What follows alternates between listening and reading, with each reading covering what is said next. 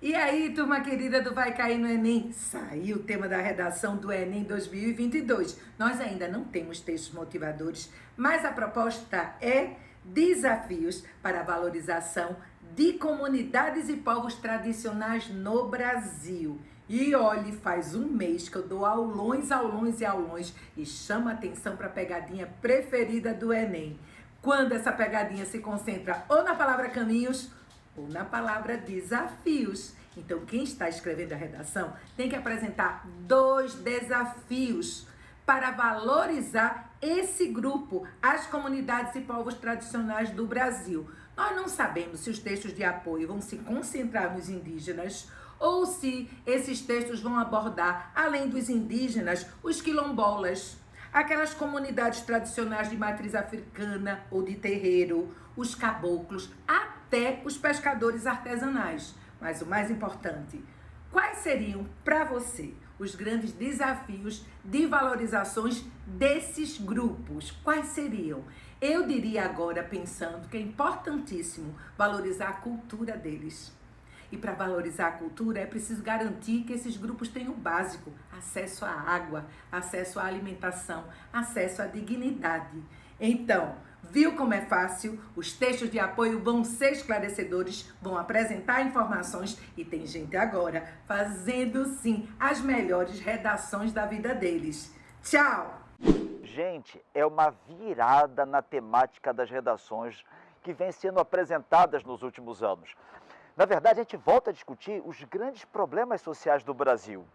E é muito pertinente que se fale sobre isso agora, haja vista que nós temos, segundo o IBGE, no censo 2010, porque a gente não fez o censo em 2020, não fez em 2021, está fazendo agora em 2022, alguma coisa próxima aí de 870, 880 mil indígenas e 350 mil quilombolas, além de populações ribeirinhas.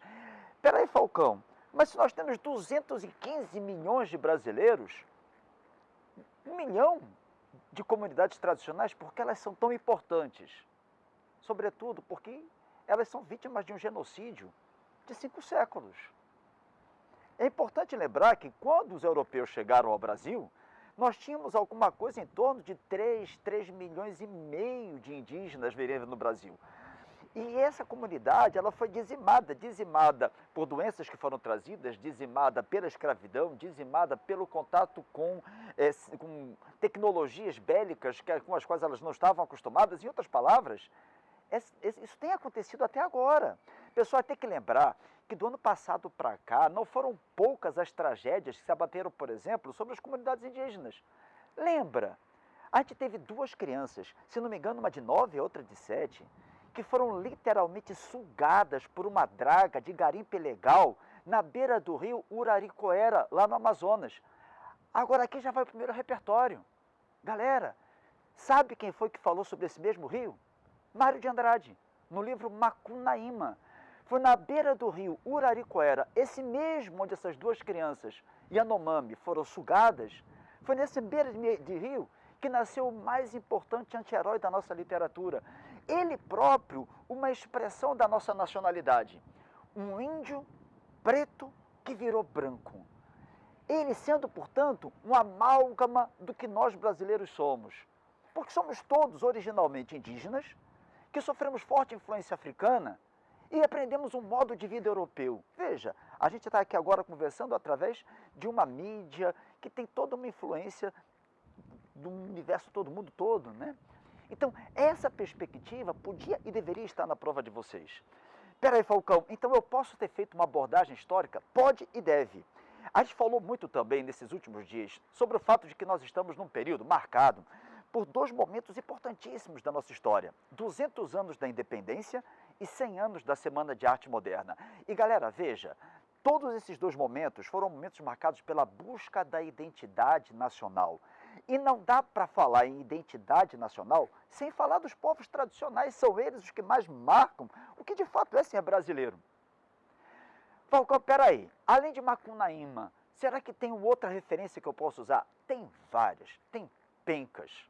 Você pode falar de O Guarani, de José de Alencar, com uma visão idealizada, um primeiro momento idealizado da perspectiva indígena brasileira. Você pode falar de documentários sensacionais. Tem um lindo que fala sobre os índios do Xingu no Brasil, os indígenas da reserva do Xingu no Brasil, que chama-se Onde Andam as Andorinhas. É lindo esse documentário, mas o mais importante é que você perceba que estamos falando de um tema que é essencial. A defesa das comunidades tradicionais passa pela defesa do meio ambiente, passa pela defesa do conhecimento milenar que essas comunidades têm sobre a flora, a fauna, passa, por exemplo, pelo reequilíbrio da relação entre as populações e a mata e a floresta. Inclusive, é importante que você lembre que nós temos sido vítimas de uma pandemia, que é, no final das contas, uma zoonose. O que é isso? O ser humano desmatando o meio ambiente, os animais silvestres se aproximando da comunidade urbana e aí doenças que antes eram típicas desse mundo animal passando, pulando para a espécie humana. Então, veja, tem muita coisa para você conversar, eu tenho certeza que você se saiu maravilhosamente. É muito importante lembrar também que existe uma proposta para que no ano que vem seja criado o Ministério dos Povos Originários no Brasil. E é óbvio que isso já é um esforço de valorização dessas comunidades mais tradicionais. Então lembra lá, busca da identidade nacional, Macunaíma, para onde foram as andorinhas, a defesa dos quilombolas, a defesa dos indígenas, a defesa dessa cultura tradicional e colocar o Ministério do Meio Ambiente, naturalmente, o Ministério dos Povos Originários como agentes de transformação para a valorização desses povos. Tenho certeza que vocês saíram brilhantemente. Mais tarde, a gente comenta a prova como um todo, para saber aí como é que foram as outras questões e torçamos que ela tenha feito, na parte objetiva, o mesmo sucesso que foi nessa busca dos grandes temas necessários para que o Brasil se torne um país, de fato, civilizado, associado às propostas do século XXI, que o tema da redação trouxe. Fala pessoal, estamos aqui, eu, Gabriel Rocha e a professora Bianca Morim, para mais um vídeo do Vai Cair no Enem. Nós vamos aqui comentar os 4 textos motivadores que caíram nesse tema incrível do Enem. Qual o tema, professora? Pessoal, o tema foi Desafios para a Valorização das Comunidades e Povos Tradicionais no Brasil. Tema interessante, não tão difícil se a gente for analisar e principalmente rico em textos motivadores. O texto motivador 1, normalmente aquele texto introdutório do Enem, ele vem trazer o significado da palavra-chave, povos tradicionais. Ele traz para a gente essa questão da população que precisa e tem essa comunicação com a natureza, tanto em relação à sobrevivência quanto características culturais, alimentícias, econômicas, de maneira que conserva a natureza, mas ao mesmo tempo precisa dessa relação de concomitância com ela. Tá? Mas não muito interessante, não entraria como tese, não entraria nem como repertório sociocultural, afinal não pode copiar os textos motivadores e nem como solução. Já o texto 2, texto-imagem, também tradicional, normalmente é um texto que vai trazer para a gente uma tese diferenciada, para aquele aluno que está com dificuldade de pensar em mais uma tese. E aí você conseguir avaliar, o texto era sobre a relação das comunidades tradicionais com as localidades, os estados, em especial Pará, Amazonas e Bahia, apareciam muito em evidência, o que mostra para a gente que a região Norte e Nordeste tem uma grande relação com isso, e isso pode ser talvez um problema para essa valorização desses povos, certo, Gabriel? Corretíssimo. E o texto 3, ele traz justamente para a ideia de um novo agente, um agente que pode te ajudar e que com certeza deve ter te ajudado nessa redação do Enem, correto? O Ministério do Desenvolvimento, que influencia diretamente com esses povos e comunidades tradicionais. Ele traz pra gente um agente diferente que você poderia colocar uma solução ali, justamente é bem solucionável, veja, criar algo com o Ministério do Desenvolvimento justamente poderia surpreender o teu corretor.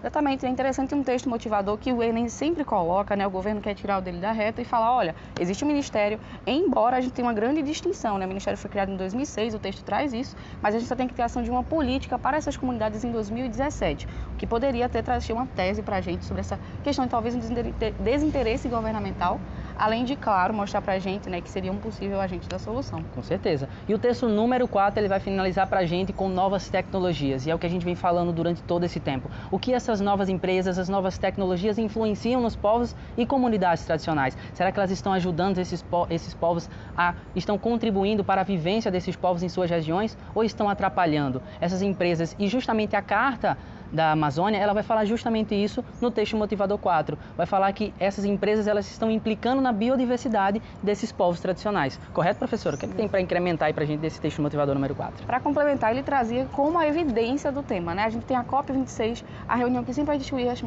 a importância das mudanças climáticas, em especial na região da Amazônia, e tinha a citação específica a importância dos povos e a comunidade tradicional para conservar a biodiversidade do local, em contraponto a um possível culpado dentro da nossa redação, que são as empresas e a sua participação.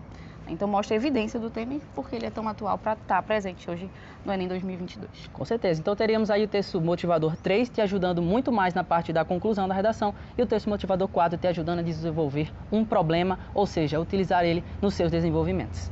Exatamente, gente. Muito obrigada. É isto. Espero que vocês tenham arrasado porque o tema foi bom.